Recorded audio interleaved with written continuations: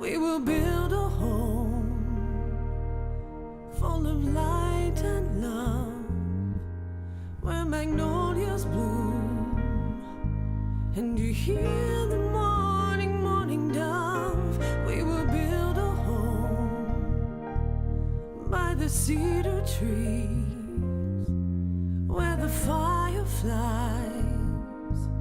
make their magic in the evening breeze. A beautiful home where we can live a beautiful life. I dream someday that I can give a wonderful world of bricks and stone.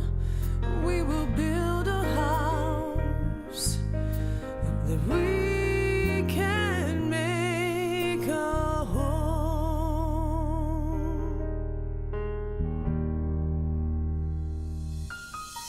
We will build a home. Thank you for joining us in experiencing Brucemore, an unparalleled blend of tradition and culture. At the heart of this historic 26-acre estate stands a 19th century mansion filled with the stories of three Cedar Rapids families: the Sinclairs, who built the property, the Douglases, who transformed it, and the Halls, who gave it to the community. The story of Brucemore and these families continues throughout the mansion. We hope you'll enjoy joining us as we continue our tour.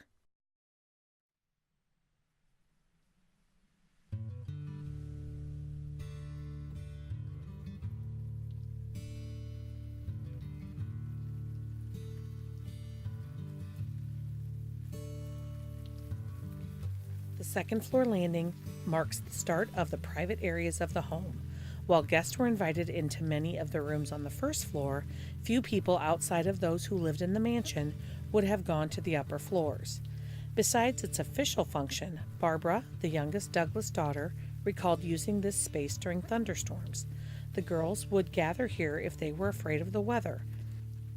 We were walking in the rain, my friend. The wallpaper covering the walls of the hall was selected by Irene Douglas in 1928. The hand-screened printed wallpaper depicts an English fox hunt. For as the tide came in, relentless in its pursuit.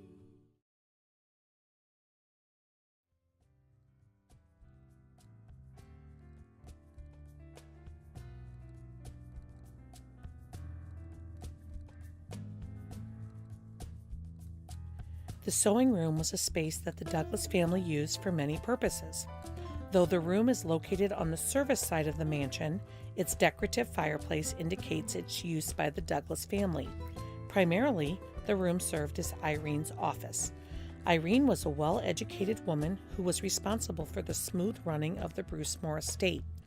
Records show that she hired the staff, planned meals, kept the estate account books, and assisted in the designing of the mansion interior and grounds. She acted as an executive of Brucemore, playing an essential role in the running of the estate. Off of the room is a porch where Irene could observe the formal garden which she helped plan.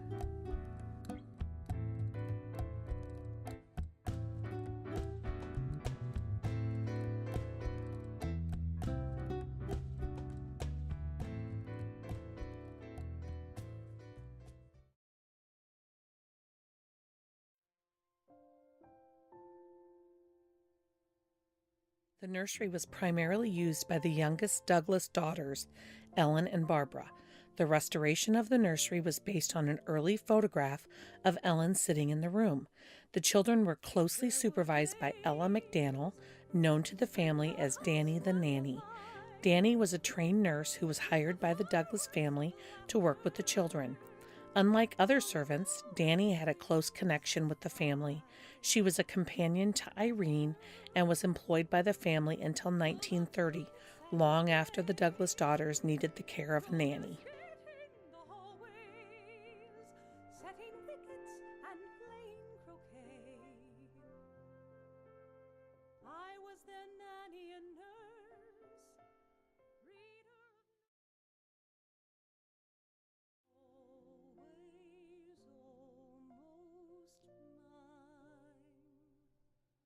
When Ellen and Barbara were sharing the nursery, Danny the nanny used this room as her bedroom, ensuring she would be nearby if the girls needed anything or were sick.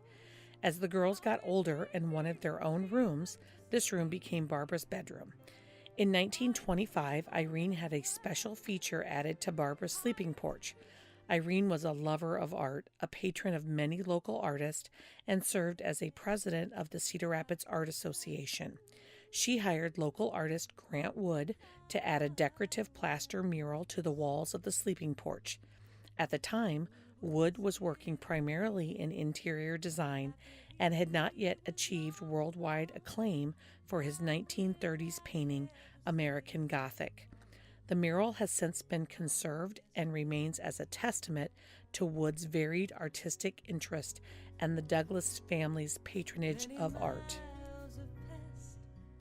Stretching down life's road, seeing the wonder of the seeds that I've sown, and my dreams have come as regrets have since gone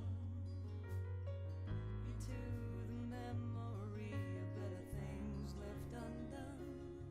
So I sit here wrapped in gratitude.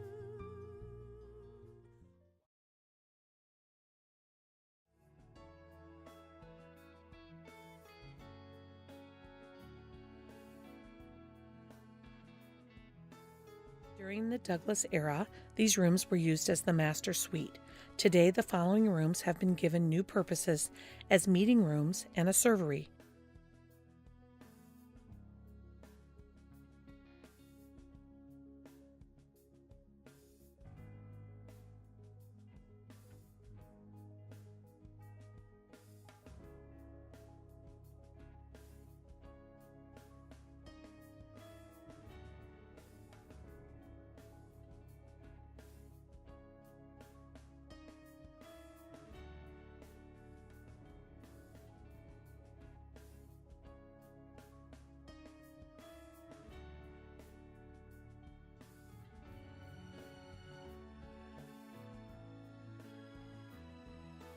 Nonprofit organizations and corporate members of Brucemore may reserve these rooms for small meetings. The rooms also house some of the family's works of art, including paintings by Marvin Cohn, Conger Metcalf, and a Grant Wood lithograph.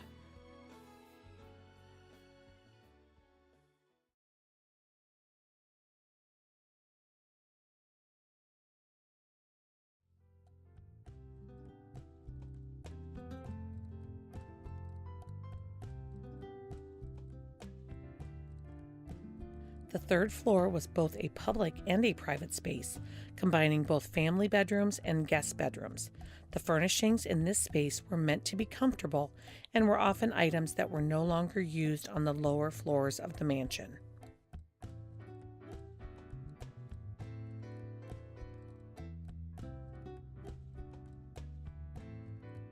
From 1910 until Margaret's marriage to Howard Hall in 1924, this space was her bedroom. In 1929, when Irene commissioned the installation of a Skinner player pipe organ, this space was converted into the loft for the pipes. Music was an important part of the Douglas family's life. All three daughters studied music as children, and Barbara did so extensively. This room houses 715 pipes, the smallest of which are the size of a pencil, and the largest extend from floor to ceiling. The louvers open and close, dampening or projecting the sound of the instrument through the house. The blower motor resides one floor above the pipes, in the attic. Similar to a player piano, the organ had an automatic function, which allowed the Douglases to enjoy music without having to sit at the console. The family owned about 100 rolls of music, including symphonies, popular music, and many excerpts of Wagner operas.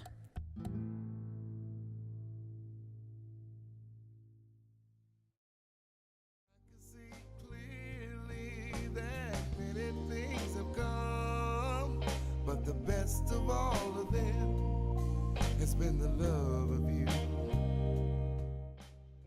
Brucemore's guest bedrooms were designed to provide space for rest and relaxation for guests who were far from home. At the same time, guest rooms also provided privacy for the host. The Douglases owned swans, which swam on their pond. An original pair eventually produced a flock so large that the Douglases had to move some to their summer home at Charlevoix, Michigan. Their love for these birds was brought indoors with the decorations for this bedroom and its attached bath. But I hope that you won't mind, no matter what the time. Over the many years that this mansion was a home, the use of rooms changed. During the early 20th century, the Douglas family used one of the rooms on the third floor as a preschool room for Ellen, Barbara, and other children who lived in the neighborhood. Today, this room is furnished with pieces purchased by Irene for a guest room. In preparation for Barbara's wedding in 1934, Irene bought this rose-molded furniture set. Members of the wedding party stayed at the mansion for several days of festivities before the wedding ceremony, and this furniture was enjoyed by those house guests. Black satin sky, the slice of moon, a closing eye.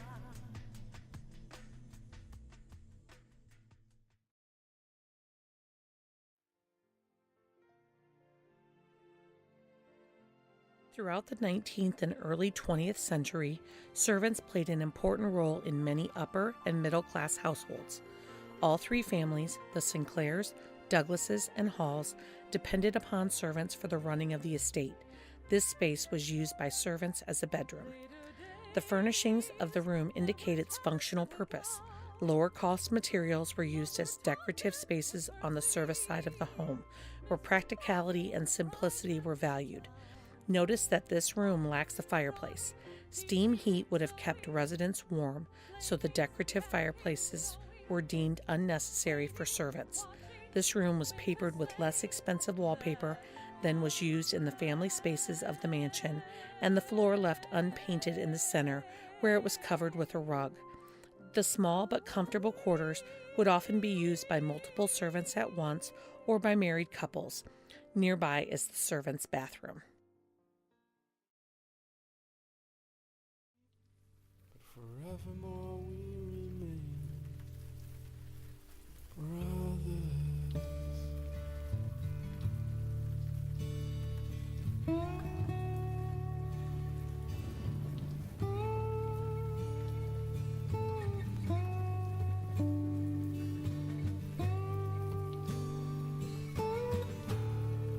In 1937, Irene Douglas passed away, leaving Brucemore to her eldest daughter, Margaret.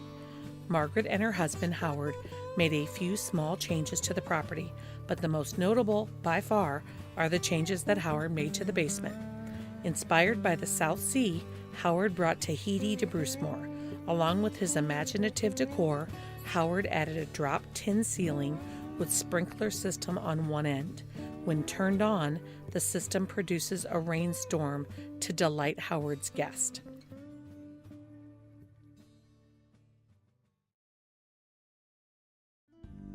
Howard's sense of humor continues in the Grizzly Bar, an Old West saloon. These basement rooms and the photos on one of their walls, which show his exotic pets and famous acquaintances, depict Howard as a showman, a figure who is hard to forget.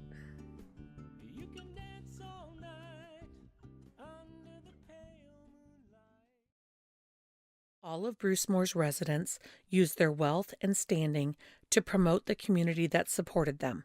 When Margaret died in 1981, 10 years after her husband Howard, she bequeathed her family estate to the National Trust for Historic Preservation to be run by a locally based nonprofit organization. Today, Brucemore operates as both a historic site and a community cultural center. During the year, theater, musical performances, and history programs draw thousands of visitors like you. These activities and Brucemore's ongoing preservation efforts are supported by a generous group of members and donors.